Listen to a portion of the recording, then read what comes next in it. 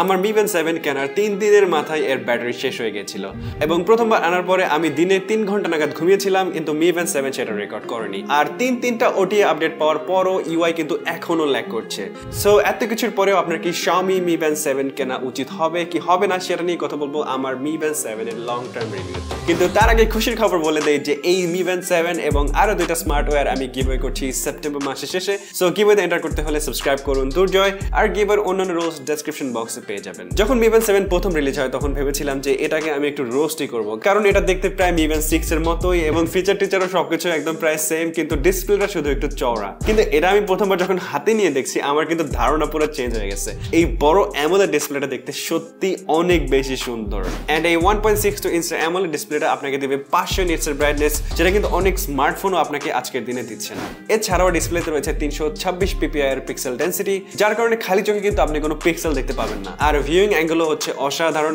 আর যদি ডিউরেবিলিটি নিয়ে কথা বলি আমি কিন্তু এটাকে কয়েকবার অনিচ্ছাকৃতভাবে স্ম্যাশ করে ফেলেছি ওয়ালের সাথে এবং স্টিলের গেটের সাথে এন্ড আমি ভেবেছিলাম যে ডেফিনেটলি স্ক্র্যাচ তো করেছেই কিন্তু সারপ্রাইজিংলি ডিসপ্লেতে একটা দাগও আসে নাই সো বলতে গেলে Mi Band 7 এর ডিসপ্লে এক্সপেরিয়েন্স ছিল অসাধারণ এন্ড ইউজার ইন্টারফেসটাও কিন্তু এই বড় ডিসপ্লে অ্যাডভান্টেজ নেবে compare to Mi Band 6 UI navigate করলে দেখতে পাবেন যে প্রায় প্রতিটা অপশনে কিন্তু থাকছে আইকন ডিসপ্লেটা যথেষ্ট বড় হয় আপনি কিন্তু একটা খুব ভালো এক্সপেরিয়েন্স পাবেন কিন্তু UI নিয়ে কথা বলতে গেলে আরেকটা কথা না বললেই নয় সেটা হচ্ছে রিফ্রেশ রেট আর এখানেই মার খেয়ে যাচ্ছে Mi Band 7 যেমনটা দেখতে পাচ্ছেন ল্যাগটা কিন্তু ক্লিয়ারলি বোঝা যায় এবং প্রতিবারই আপনি যখন এভাবে সোয়াইপ করবেন আপনি কিন্তু ল্যাগটা বুঝতে পারবেন আর দুইটা OTA আপডেট আসার পরও এই জিনিসটা ফিক্স হয় না সো এটা আদৌ ফিক্স করা সম্ভব কিনা সে ব্যাপারে আমি শিওর না কিন্তু এই ছোটখাটো ব্যাপার যদি ইগনোর করেন তাহলে কিন্তু UI থেকে আপনি অনেক কিছুই পাচ্ছেন যেমনটা আগেও বলেছিলাম যে প্রতিটি অপশনের সাথে আপনি একটা আইকন পেয়ে যাচ্ছেন যাতে কিন্তু আপনার ইউজার এক্সপেরিয়েন্সটা অনেক বেশি এক্সাইটিং হবে কারণ যদি শুধু টেক্সট থাকতো তাহলে ব্যাপারটা একটু বোরিং হয়ে যেত আর ফিচার্সের কথা বলতে গেলে তাহলে কিন্তু Mi Band 6 এর তুলনায় আপনি খুব বেশি কিছু পাচ্ছেন না শুধুমাত্র ওয়ার্কআউট সেকশনে আপনি পাচ্ছেন 120টা ওয়ার্কআউট মোড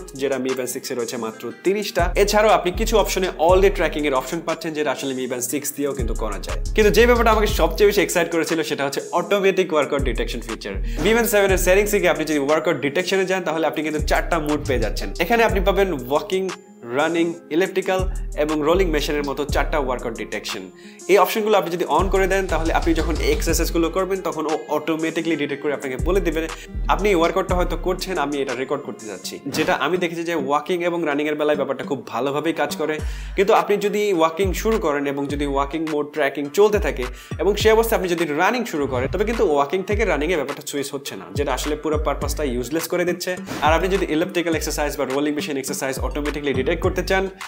তাহলে বলবো গুড লাক কারণ আমি অনেক চেষ্টা করেছি আরেকটু হলে হয়তো অজ্ঞানী হয়ে যেতাম কিন্তু Mi Band 7 এই ওয়ার্কআউটগুলো ডিটেক্ট করতে পারেনি তারপরে আমি ভাবলাম আমার হয়তো কন্টিনিউয়াস হার্ট রেট ট্র্যাকিংটা অন করা উচিত কারণ আমার হার্ট রেট যদি বেড়ে যায় তাহলে হয়তো ওয়ার্কআউট ডিটেকশন প্রসেসটা আরেকটু ইজিয়ার হবে Mi Band 7 এর জন্য কিন্তু continuous heart rate tracking on করার পরেও কোনো ডিফারেন্স কিন্তু আমি পাইনি আর এই ব্যাপারটার সবচেয়ে বাজে ব্যাপার হলো ভাবুন আপনি একটা এক্সারসাইজ করতেছেন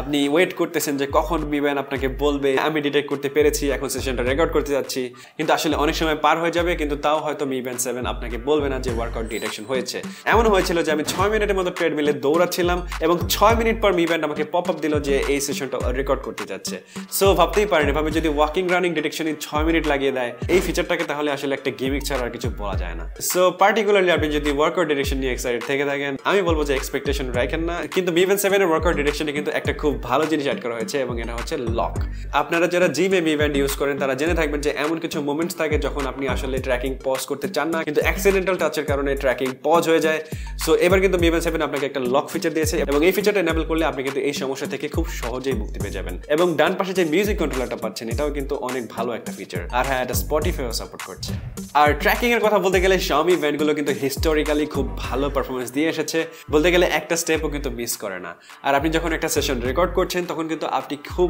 ভালো কিছু ইনসাইটস পেয়ে যাচ্ছেন যেমন ধরুন আপনার কন্টিনিউয়াস হার্ট রেট ট্র্যাকিং আপনার fat burn time warm up time aerobic time এরকম খুবই ইউজফুল ইনফরমেশন গুলো কিন্তু আপনি সাথে সাথেই দেখতে পাচ্ছেন যদি ড্রব্যাক নিয়ে বলি তবে একটা ড্রব্যাক কিন্তু এখানে আছে সেটা হচ্ছে এটা কোনো ইনবিল্ট জিপিএস ট্র্যাকার নাই সো আপনি যদি শুধু ফোন ছাড়া ব্যান্ড দিয়ে আপনার আউটডোর রানিং বা সাইক্লিং সেশন রেকর্ড করেন সেক্ষেত্রে আপনি কিন্তু কোনো ম্যাপের রেকর্ড পাচ্ছেন না আর প্রথমবার বাদ দিয়ে আমি যতবারই ছোটখাটো যত ঘুম দিয়েছি সবগুলোই কিন্তু Mi Band 7 খুব ভালোভাবে ট্র্যাক করতে পেরেছে এন্ড আরো ভালো ব্যাপার হচ্ছে আপনি কিন্তু এটাও জানতে পারছেন যে আপনার ঘুমের কোয়ালিটি কেমন ছিল যেমন ধরুন কতক্ষণ আপনি গাঢ় ঘুমের মধ্যে ছিলেন বা কতক্ষণ আপনার পাতলা ঘুম হয়েছে বা অন্যান্যদের তুলনায় আপনার ঘুম কেমন হয়েছে এই ইনফরমেশনগুলো কিন্তু আপনি পেয়ে যাচ্ছেন। Mi Band 7 এর কিন্তু অন্যতম সেরা একটা ফিচার হচ্ছে অলওয়েজ অন ডিসপ্লে, আর এর সবচেয়ে বেস্ট পার্ট হচ্ছে এই অলওয়েজ অন ডিসপ্লের যে ফেসটা এটাও কিন্তু কাস্টমাইজেবল। বাট আপনি যদি অলওয়েজ অন ডিসপ্লে অন করে দেন তাহলে কিন্তু প্রতিদিনই আপনার ব্যান্ড কমসে কম 30 থেকে 35% ব্যাটারি কনজিউম করবে, যেটা Mi Band 7 এর ব্যাটারি ব্যাকআপকে নামিয়ে দেবে 3 দিনে, যেটা আসলে আপনার হওয়া উচিত ছিল 10 থেকে 12 দিন কমসে কম। Xiaomi Mi Band 7 এর রেইজ টু ওয়েক ফিচারটা কিন্তু খুব ভালোভাবে কাজ করে, সো আমার মনে হয় না যে সারাদিন আপনার Mi Band 7 এর ডিসপ্লেটাকে অন করে রাখা উচিত। যদি তাও আপনি অলওয়েজ অন ডিসপ্লে ইউজ করতে চান তাহলে আমি আপনাকে সাজেস্ট করব যে এটাকে শিডিউল করে রাখেন বা স্মার্ট অপশনটা ইউজ করেন, যাতে কিছু ব্যাটারি অন্তত সেভ হয়। আর ব্যাটারি লাইফ নিয়ে বলতে গেলে বলতে হয় যে এই ব্যান্ডটা ফুল চার্জ করতে আমার সময় লেগেছিল 2 ঘন্টা আর 6 মিনিট। নরমালি ইউজ করলে আপনি সারাদিনে হয়তো 8 থেকে 10% ব্যাটারি হারাবেন। এর মানে দাঁড়ায় যে আপনি কমসে কম 10 দিনের ব্যাটারি ব্যাকআপ তো এক্সপেক্ট করতেই পারেন। এন্ড এই 180 মিলি অ্যাম্পিয়ারের ব্যাটারি ব্যাকআপটাকে আমি ভালোই বলবো, কারণ ডিসপ্লেটাও কিন্তু আগের চেয়ে বেশ খানিকটা বড় হয়ে গিয়েছে। Mi Band 7 এর নোটিফিকেশন গুলো কিন্তু আগের চেয়ে বড় এবং সুন্দর হয়ে গিয়েছে। আপনি চাইলে পুরো নোটিফিকেশনটাই পড়তে পারেন এবং চাইলে কুইক রিপ্লাইও দিতে পারেন।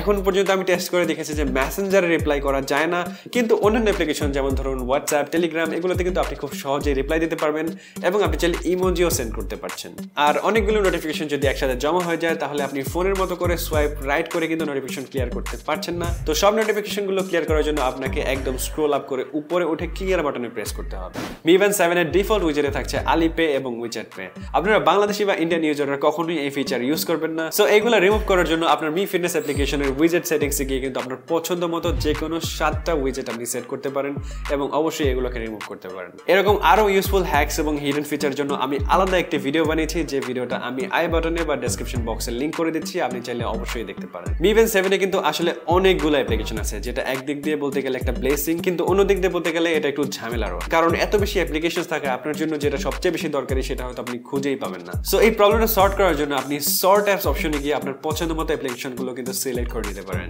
এই ফিচারগুলোর বাইরেও আপনি পাচ্ছেন আরো 240টারও বেশি ফিচার, যেটা আমি অন্য একটা ভিডিওতে কভার করেছি এবং এই ভিডিওটার লিংকও আপনার ডেসক্রিপশন বক্সে পেয়ে যাবেন। সো নতুন এই আপগ্রেডেড ডিসপ্লে এবং ব্যাটারির সাথে আপনার Mi Band 7 কেনা উচিত কিনা, যদি আপনি একজন ফ্রেশ ইউজার হয়ে থাকেন যে আগে কখনো স্মার্ট ব্যান্ড ইউজ করেন নাই বা কারেন্টলি Mi Band 6 ইউজ করছেন না, তাহলে আমি বলবো যে এটা অবশ্যই নিতে পারেন। এখন একটু দাম বেশি আছে, কিন্তু দাম কমে গেলে Mi Band 7 এর দামে অন্য কোনো ব্যান্ডই আপনাকে এত বেশি ফিচার দিবে না। কিন্তু কারেন্টলি আপনি যদি Mi Band 6 ইউজ করে থাকেন তাহলে আমি বলবো যে আপনার শুধুমাত্র তখনই আপগ্রেড করার কথা চিন্তা করা উচিত যদি ভিজুয়ালস আপনার জন্য অনেক বেশি ইম্পর্টেন্ট হয়, কারণ ফিচারগুলো দেখতে গেলে প্রায় সেম, শুধুমাত্র ডিসপ্লেটাই একটু বড় এবং এর কারণে এক্সপিরিয়েন্সটা একটু ডিফারেন্ট হয়। সো এই ডিফারেন্ট এক্সপিরিয়েন্সটা নেওয়ার জন্য চাইলে আপনি আপগ্রেড করতে পারেন। Mi Band 7 এর বড় ডিসপ্লেটা কিন্তু Mi Band 6 থেকে এটাকে খুব সুন্দরভাবে আলাদা করছে এবং ইউআইতেও এর অ্যাডভান্টেজগুলো দেখা যায়। এছাড়াও Mi Band 7 এ আপনি পাচ্ছেন 180 মিলি অ্যাম্পিয়ার আওয়ারের একটি বড় ব্যাটারি, কিন্তু ব্যাটারি ব্যাকআপ কিন্তু সেমই থাকছে কারণ ডিসপ্লের সাইজও বড়। আর 120টা ওয়ার্কআউট মোড আমি বলবো একটা গিমিক, কারণ কারোরই এতগুলো ওয়ার্কআউট মোডের একসাথে দরকার নাই এবং Mi Band 6 এর 30টা ওয়ার্কআউটও কিন্তু যথেষ্ট।